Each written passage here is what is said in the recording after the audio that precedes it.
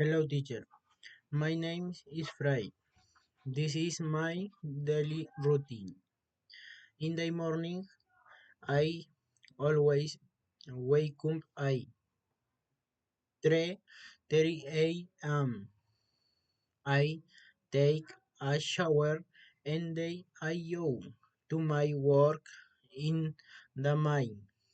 My work schedule is from 4 a.m. to 4 p.m. I have breakfast at work. In the afternoon, I have lunch at 1:30 p.m. And I continue with my fashion.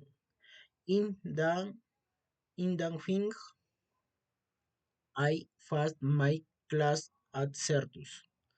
At night, my classes finished at 10:45 p.m. I usually do my homework and then and go to sleep. I never go to very early. On the weekends, my routine is the same because I work in a 14 teams, 7 shift. In the morning and afternoon, I always work in the mine. I don't stay at home with my family because I work far away. I don't me pay presents every day.